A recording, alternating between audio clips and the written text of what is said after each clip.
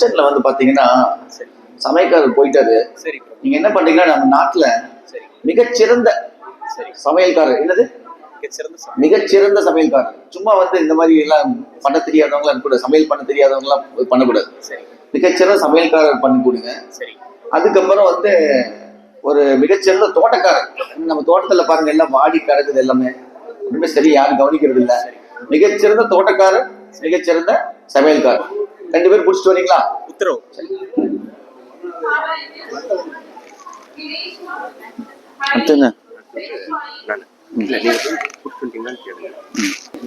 மந்திரியாரு மந்திரியாரு ரொம்ப நாள் ஆச்சு, பாத்தீங்களா? கொஞ்சம் சோதனை பண்ணி பாக்கணுங்களே. தோட்டக்காரர் வர சொல்லுங்க. தோட்டக்காரர் தோட்டத்துல வேலை செஞ்சுட்டு தோட்டத்துல போடுமா பண்ணுமோ? தோட்டத்துக்கே போடுமா? சரி தோட்டத்துக்கே போயிடலாம்.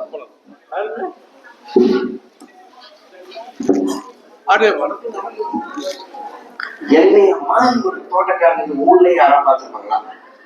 யாருக்குமே ஊர்ல தேவை இல்லை.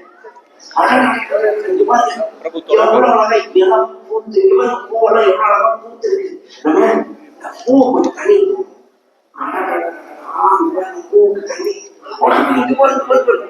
என்ன அழகா பழங்கள் காயெல்லாம் காய்ச்சி தோணுது. காய்க்கு பழத்துக்கெல்லாம் ஒரு தனி ஊத்தலாம். இவ்வளவு அழகா பூவெல்லாம் பூத்திருக்குது, காயெல்லாம் இவன் காய் பழங்கள் இவ்வளவு அழகா காய்ச்சிருக்கு. இதுக்குதான் தனி ஊத்தலாம். எல்லாம் போய் தண்ணியில கீழே ஓடி ஊத்திக்கிறாங்க. யாராவது வேலை போய் தண்ணி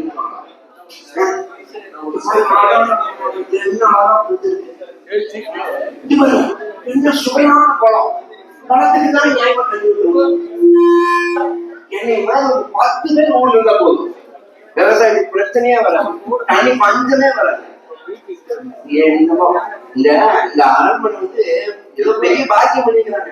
நம்மள மாதிரி தோட்டக்காரர் கிடைக்கிறது. மந்திரியாரே, உங்க வீட்டு என்ன சொன்னேன் நானு? தோட்டக்காரர் என்ன தோட்டக்காரர் சொன்னீங்க? மிகச்சிறந்த தோட்டக்காரங்களா? இவர் தான் மிகச்சிறந்த தோட்டக்காரங்களா? என்ன பண்ணிட்டு இருக்காரு பாத்தீங்களா? வாங்க. இலைக்கு எல்லாம் தனித்தனியே தண்ணி ஊத்திட்டு இருக்காரு.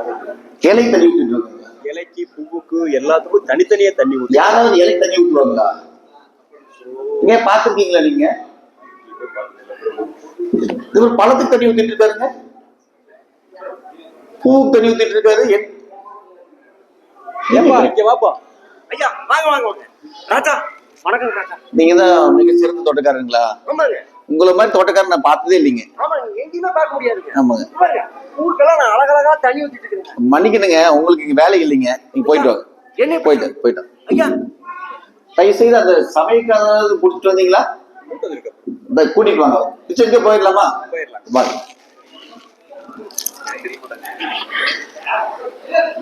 அடடா, இன்னைக்கு நல்ல சமையல் பண்ணலாம்.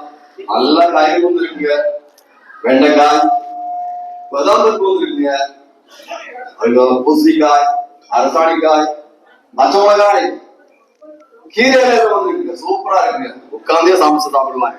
வா பாருங்க, வெண்டைக்காய் வந்து சாப்பிட்டா மூளைக்கு ரொம்ப நல்லதுங்க. நீங்க அதுக்கு வெண்டைக்காய் கொஞ்சம் அரைச்சு அப்படியே பச்சை பண்ணி நீங்க 2 பேரும்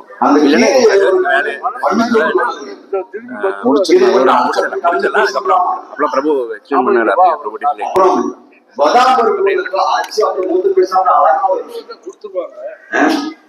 இந்த மாதிரி அழகான காய்கள். அந்த பூசணிக்காய் அந்த குடலுக்கு வந்து நல்லது.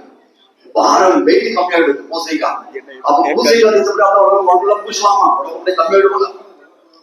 அப்பா சூப்பரா இந்த மாதிரி நல்ல காய்கறிகள் பண்ணுங்க. அரசாணிக்காய், பூசணிக்காய், அப்புறம் முந்திரி கொட்டை சாப்பிட்டா அப்படியே குண்டா வர்றாங்க. அப்படியே உடைச்சு உடம்புல போட்டா அப்படியே குண்டா வந்து உடம்புல அப்படியே சூப்பர் பயங்கரமா இருக்கு. வெண்டைக்காய் ஓம் ரசம் நாசிகாய்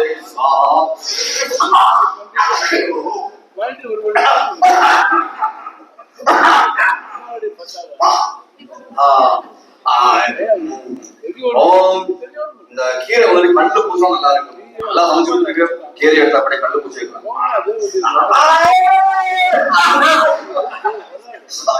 அம்மா காரமா இருக்கு. காது கேட்கறதுக்கு வந்துட்டு இந்த முந்திரி கொட்டை கூட காது கேட்க முந்திரி கொட்டை காது போட்டு முந்திரி அல்வா அப்படி காது முந்திரிக்காய் கர்ணாய் நாசாம் அடுத்தது அப்படியே காரமா இருக்கே கண் பார்க்க முடியலையே காது கேட்க முடியலையே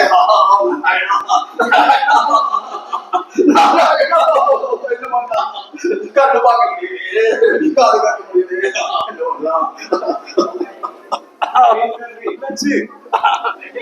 மந்திரியாரே இப்படி போய் இந்த மாதிரி இது பண்ணிட்டீங்களே, நீங்க ஏமாத்திட்டீங்களே. மிகச்சிறந்த சமையல்காரர் கூட்டிட்டு வர சொன்னேன். இந்த மாதிரி சமையல்காரர் கூட்டிட்டு வந்தீங்கன்னா அவர் பாட்டி சட்னி வந்து கண்ணில் ஊத்திட்டு வருங்க. இந்த மாதிரி பண்ணிட்டு இருந்தா நம்ம சாப்பிட முடியாதுங்க, அடுத்த வேலை சாப்பிட முடியாதுங்க. அவர் ஹாஸ்பிட்டலுக்கு கூட்டிட்டு போனுங்க. சரிங்களா? என்னாச்சு, ஏன் இப்படி பண்றீங்க?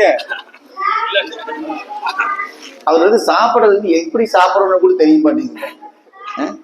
கண்ணுக்குள்ள சட்னி ஊத்துறாரு, காதுக்குள்ள முந்தி எல்லாம் ஊத்துறாரு, காயெல்லாம் போட்டு பூசிக்கிறாரு, பூசிக்கிறாரு. என்னங்க வச்சிருக்கீங்க? வெண்டைக்காய்ங்க ரொம்ப மூளைக்கு நல்லதுங்க. இந்த மாதிரி ஒரு சமயக்காரர் இந்த மாதிரி தோட்டக்காரர் கூட்டிட்டு வந்து என்ன இப்படி ஏமாத்திட்டீங்களே. தப்பு பண்ணிடலாம். உங்களுக்கு வேலை வந்து இப்ப கிடையாதுங்க. நீங்க போயிட்டோம் நீ போயிட்டோம். சொல்லுங்க. ஹரே கிருஷ்ணா. இது வந்து இல்ல, இது வந்து ரொம்ப அடிக்கடி சொல்லுவாருங்க இத.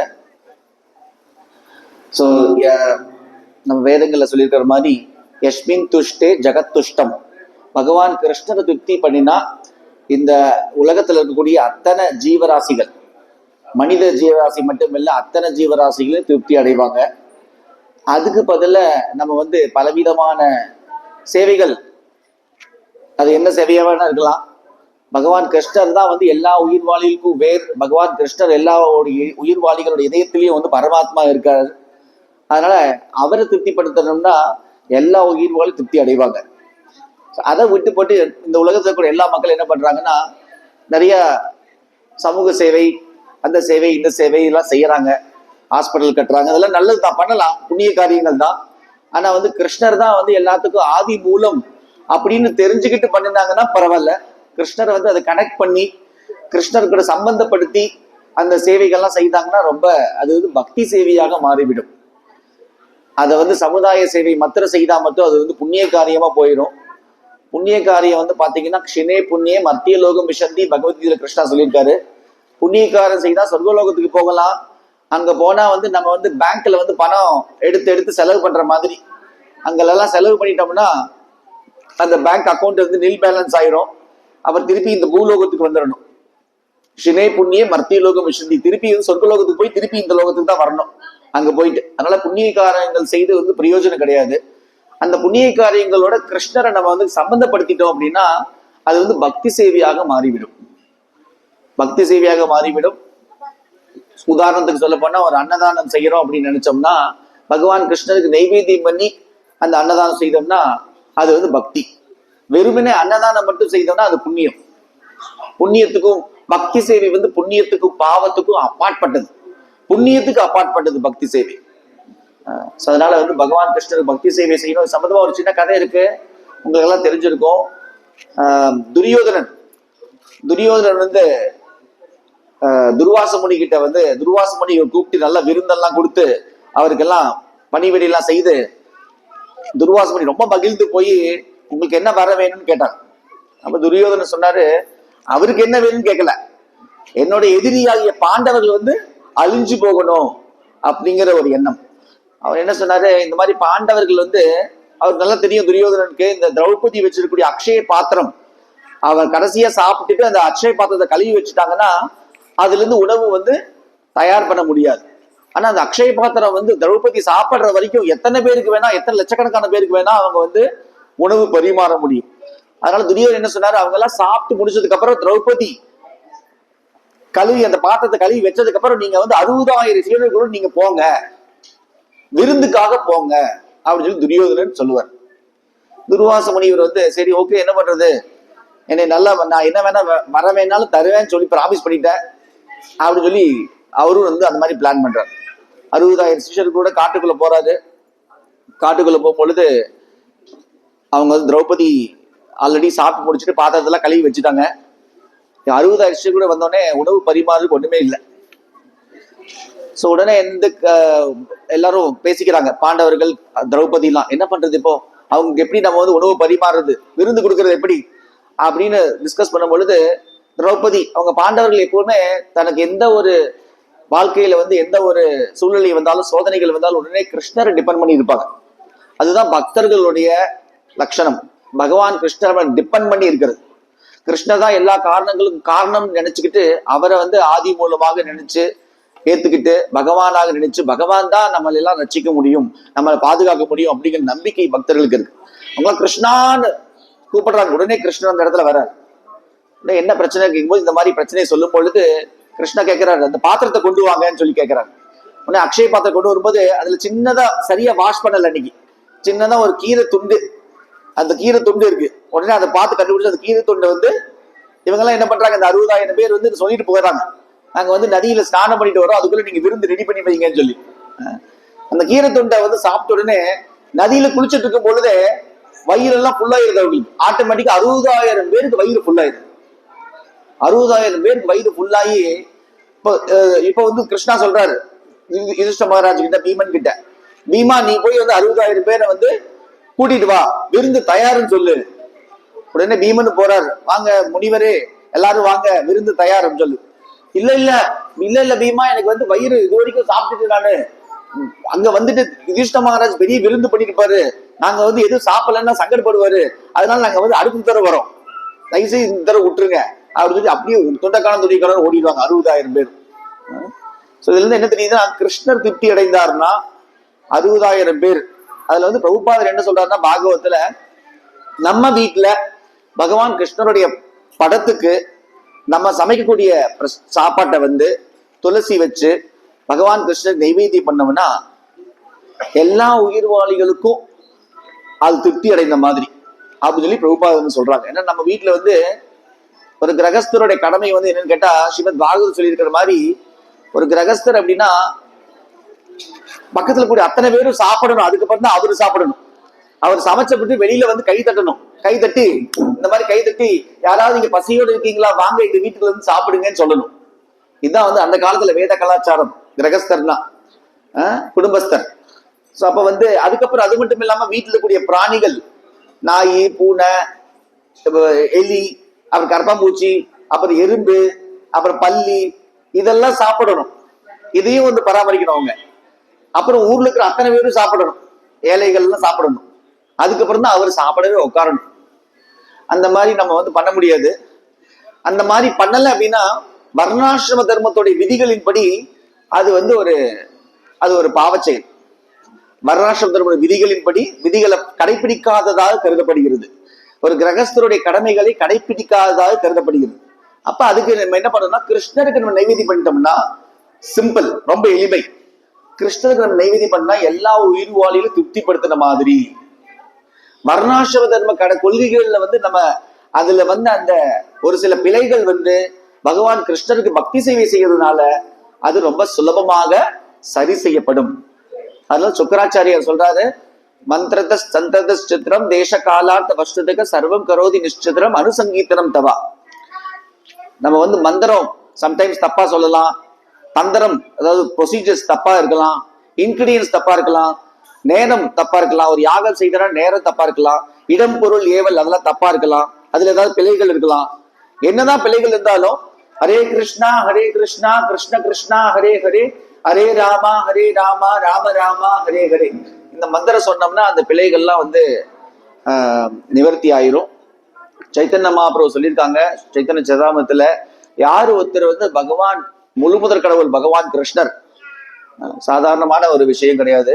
யாரு ஒருத்தர் வந்து தன்னுடைய வீட்டுல கிருஷ்ணருக்கு வந்து நெய்வேத்தியம் செய்து அவருக்கு ஆரத்தியெல்லாம் பண்ணி இதெல்லாம் பண்றாங்களோ அவங்களுடைய கால் இருக்கக்கூடிய தூசியை வந்து என் தலையில வச்சுக்குவேன். கிருஷ்ணர் பகவான் கிருஷ்ணர் சொல்றாரு, அவருடைய பக்த ரூபத்துல வர சைத்தன்ய மகாபிரபு 500 வருஷத்துக்கு முன்னாடி ஸோ இந்த ஆல்டர்ல கூட நீங்க பார்க்கலாம், சைத்தன்ய மகாபிரபு நித்யானந்தபுரம் 2 பேரும் இருக்காங்க, கிருஷ்ண பலராமர் 2 பேருமே வந்தாங்க 500 வருஷத்துக்கு முன்னாடி.